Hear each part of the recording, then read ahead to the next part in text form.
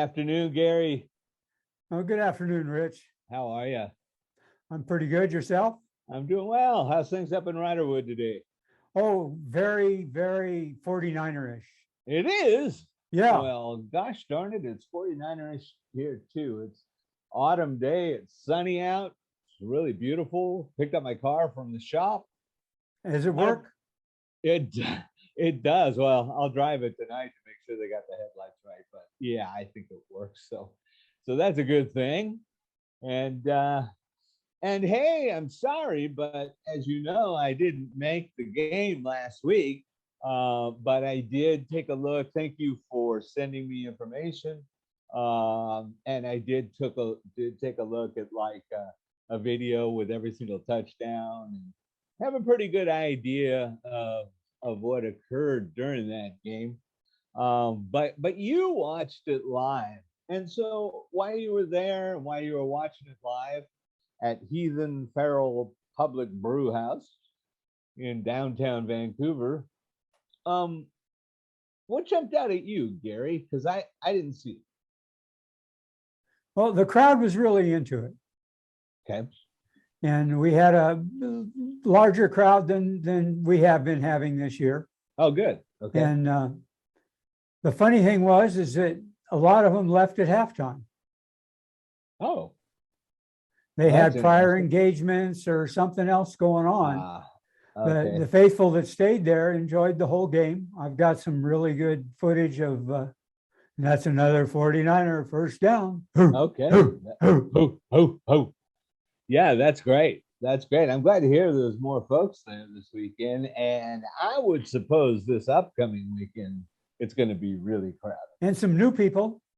New people's always good. Yes. People's always good. And now that we have a logo, we'll have cards coming out, and we'll be, we'll be able to then start giving cards to people that we see. I was in Freddy's yesterday. 4 different people walked up to me and said, "Go Niners," and I didn't have anything to hand them. But here, quickly, we're going to go ahead and make up just a couple hundred. And then if you run into me or Gary up here in Southwest Washington, we'll give you a card. So what about the game, Gary? What jumped out of there? Obviously, we played very, very well. Well, I thought we played pretty mediocre to start with. Oh, yeah, we were doing okay, but okay doesn't cut it. Not when and you're then fighting for a while. Once they buckled down and everything started happening, still wasn't a perfect game, but they played good enough to win, which is the W is all you really want. That's it. Like I've been known to say, it's under the big W. You remember that movie? The Big W? Yeah, it's under the big W, and he kicks the bucket.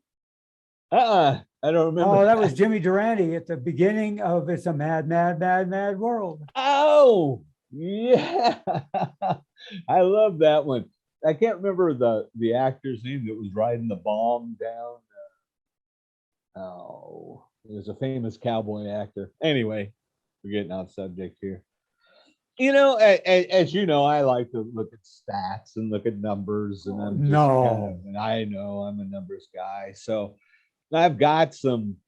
I really started digging through the numbers of this game, and a couple of things jumped out at me. Passing yards, the Vikings outpassed us by 256 to 215, which it's not that big of a deal. And they had Jefferson. Well, playing from behind will cause that to happen. Yeah, it will, and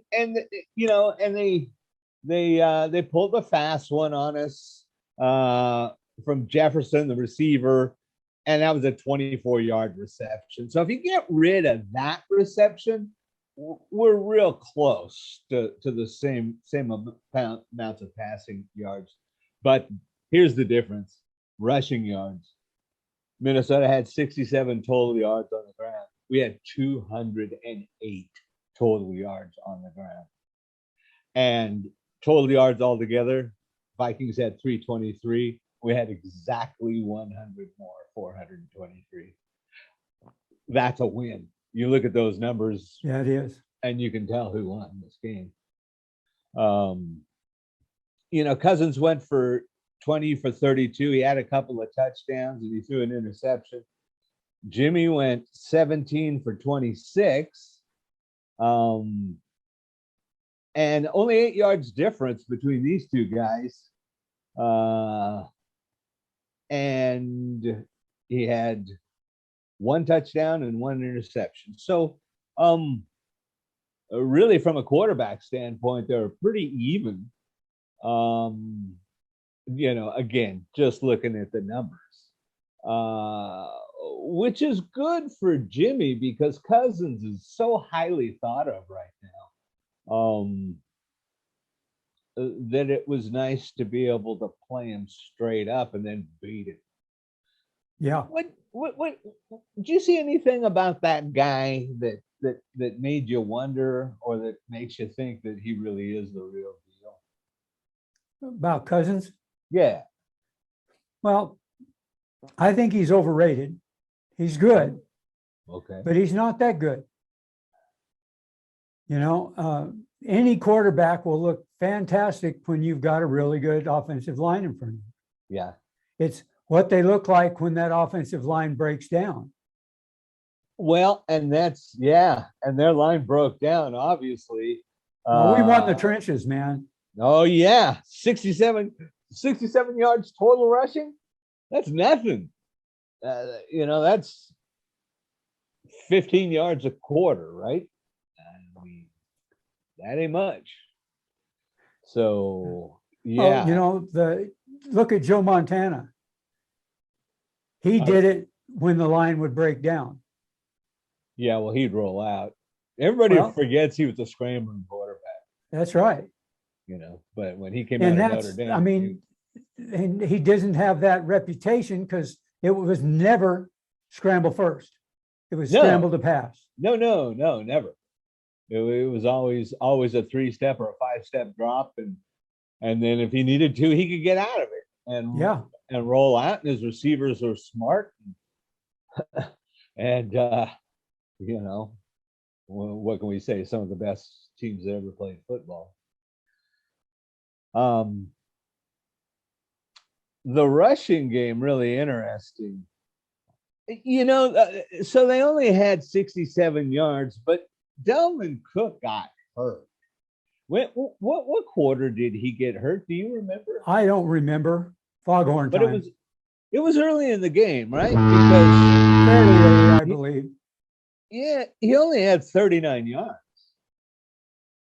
So it's hard to run against that defensive line with those linebackers. That's on. I mean, we had the full house. Yeah. They he had 39 yards, but that was on 10 attempts. So we really shut him down. Our defensive line, our linebackers really shut him down. That being said, we go back and look at Mitchell, for the Niners, Eli, 27 attempts for 133 yards. I mean, what a great game. His longest run was only 15 yards. So he was doing this. He was just pounding. Well, didn't you say you were worried about him, whether he's going to be able to start or not last week? I did. Yeah, I didn't think he was going to be able to start. It was right up until the end. They were, they were keeping him out of practice. Okay. But so do you think that he should be a consideration for Rookie of the Year? Oh, without a doubt. So do I. I think he absolutely needs to be a consideration. I think the only drawback is he's not a quarterback. Yeah. And that's, that position has a tendency to override a lot of stuff. Yeah. Well, I think Mac in New England's going to get it, and he's earning it. Actually, he's really stepped in nice for Brady. But man, you gotta have Mitchell in there for rookie of the year. And you gotta have Deebo Samuels for MVP, right? Yeah. I mean, what a season this guy's having. It's unbelievable. Um and now he's hurt. That's pretty painful. Well, we'll And see. yeah, well, it looks like he's gonna miss 2 games. That's what they were saying this morning. Yeah, that's what you said last week about Mitchell. Yeah, well, I was just following Matt Miyako mostly, Eh, because that guy, it's like he lives in the 49er locker room. yeah, but he's also a clickbait guy. Yeah, I don't know. I think he's pretty realistic. If something's bad, he'll say it's bad. He covers the Warriors too. If something's bad, he says something. Here's one other thing that jumped out at me, Gary, was possessions and time of possession.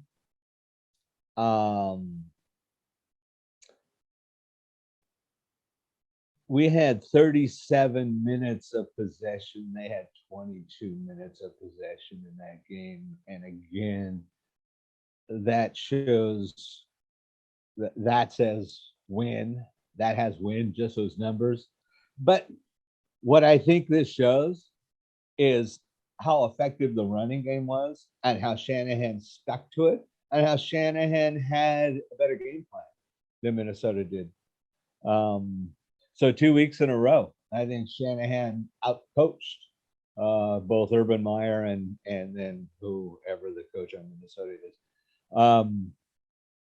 But the other thing was first downs. We had 6 more first downs than those guys did. It was 17-23. So as you were watching the game, was it apparent to you that the Niners had the ball that much more? I mean, 15 minutes more, Yes, whole quarter. it was. Was it? Yeah. At least that's the feeling I had and what I was watching. Yeah. The big thing about our running was the blocking. And who'd you like? Get into our players of the game. I'll bring some of the details of that up. Okay. But there was some incredible blocking downfield, and everybody was doing their job. Everybody. Yeah, I heard the receiver just in watching and reading a few things. I heard that the receivers were blocking downfield great and opening things up. And I think that's how Samuel got hurt, right? He was throwing a block. I don't remember. It happened so quick. Yeah. No, he was running. Oh, he was. He was running in the backfield. He felt his groin tighten, and he just went down. Okay, yeah. That's right. I do remember that now. Man, the worst injuries are those non-contact injuries. Those are the ones that. And he didn't let it get bad. As soon as he felt the tinge, he went down. Good for him. Groin injury is bad. I've had one. It's bad. That's why I give it a maybe. Yeah. You come back sooner than later. I hope so. That's smart for him to go down. He's too valuable for the team. Right now they're saying 2 weeks, but we'll see. The guy's a stud, so we'll see. But if he can't go, then Ayuk's got to step into that role, right? Well, I don't see any problems with him doing that. I mean, he actually did it last year. Yeah. So yeah, he did. And he's been stepping up. He's got his act together. He's matured. He is. He has, for sure. He's having a nice season so far. He's making the catches that he needs to make in tight space where Jimmy has to try to fit it through, and it's up to him to make the motion. So yeah, that's. I think it's encouraging that he's playing so well right now. and we'll be able to step into that to that first string role. Okay, you want to tell us your players of the game, offense and defense? Let me throw one more thing out there. Okay, Bruce. why don't you throw one more thing at me, Rich? Okay, let me throw one more. So I'm looking at the rank on time of possession, and we're ranked 9th in the NFL, which is great, and Minnesota was ranked 10th. The last 3 games, we've had the ball 38 minutes a game. They've had the ball 30 minutes a game. That's a big deal. That's a big deal. 8 minutes is a lot in pro football. And the other issue that I just wanted to run by you was that the Vikings are ranked 31st in run defense. And we ran for over 200 yards, right? So they had no chance of stopping a running team like us. So it'll be interesting to see how they do moving forward. Players of the game. Well, offense first. Debo. Now, Debo did a great job. Yeah. He had 2 touchdowns. He ran for, I think, 70 yards. His receptions were about 100 yards. I mean, his total offense was huge, and he's a great blocker downfield. And that's so important and so overlooked, I think. And I would, as a side note, I think Ayuk did have a nice game. He only had 3 receptions, but it was for 91 yards. So if you're averaging 30 yards a reception, that's okay. I'll take that all day, right? So those are my my offensive players of the game, and my defensive player of the game. You've heard this out of me now for 3 weeks. Al Shayer. He had a pick. He returned it to the 3. Next play, we were in for a touchdown. That was a huge momentum buster. And he just had a great game. And after Fred Warner got hurt and left the game, he took over and was making all the calls. So he took over as the captain of that front 7. And that's pretty impressive. And we're going to need him to keep doing that, because Greenlaw is still hurting. He's rusty at best. Yeah, and now they're saying maybe he needs another week, so he might not be available. So Al Shayer, I feel really confident in him calling the plays for the defense, scoping out the offense, and then, filling in for Fred Warner. I think he can do it very well. So those are my 2 players of the game, Debo and Al Shayer. What do you got? Well, I'm actually doing 2 offense and 2 defense. Okay. I'm starting a new thing. We got our offensive player of the game and our offensive lineman of the game. Defensive player of the game and defensive lineman of the game. So I'm going to start with the offense. Okay. My offensive player of the game is Ayuk. Okay.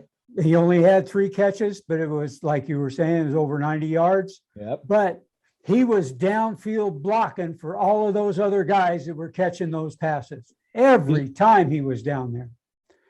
And to go along with that, my offensive lineman of the game was someone I've been kind of hard on lately, and that's Alex Mack. Oh. Was all over the field. I couldn't believe every time we were making a long play, there was number 50. There was number 50. There was number 50. So that's my two offensive standouts, Ayuk and Mac. And defense, well, Aziz Light, Al Shayer. Yeah, I couldn't pick anyone else. He did miss a tackle, but he got an interception and recovered a fumble, as well as everything else that he did really well. Yeah. So he is my defensive player of the game. And my defensive lineman of the game was Ebukam. That's another guy that was just all over the field. Really? That's really encouraging to hear, because we're going to need that guy to play like a solid veteran. So that's great. That's really great news. And you were talking about Mac. When we picked him up, he had the reputation as one of the best centers of football. And I mean, I was very excited when they got him. And you're right. I think he's had to take some time to adjust. But it's really encouraging to hear you say that he had a good game. So I couldn't wait to get home from the game again, to watch the game again, to see what he was doing when he was downfield. Because every time I looked up and watched at the end of the play or during the play, that number 50 was in the screen. Wow. So, and he wasn't quite as good as I thought he was, but he was still terrific. That's great. That is really, really encouraging. Yeah, we need that guy to play big. So all in all, I mean, I'm sorry that I missed it. I'm not sorry for the reason why I missed it, but I am sorry I missed this game because it really sounded like a real solid effort, just all the way around. Yeah. So that's great, and the Niners are on a roll. And we had a bunch of kids there again. Oh, good. And did they do the kids raffle? Yes, they did. Really? And then there was the younger mom and her son. I'm guessing him to be about 12, maybe 13. Mm-hmm. But and when people would leave early, they'd leave him his tickets. So he ended up with a bunch of prizes. Ah, okay. And hey, what the hell? They're paid for, so why not give them, right? So, well, good for him. So that's kind of like me at the Super Bowl in 2019, right? I bought 10 tickets and won 4 times. Yeah. That was crazy. I couldn't even carry them all out. So, anyway, any final wraps on this game, Gary? You saw it. I didn't. Not that I can think of right now. Okay. This adds to the history of the game. It certainly does. The games between the Vikings and the 49ers. Yep. And of course, you do know that without a history, there is no future. That's right, Gary. So you're taking us out of here. Okay. All right. Thanks.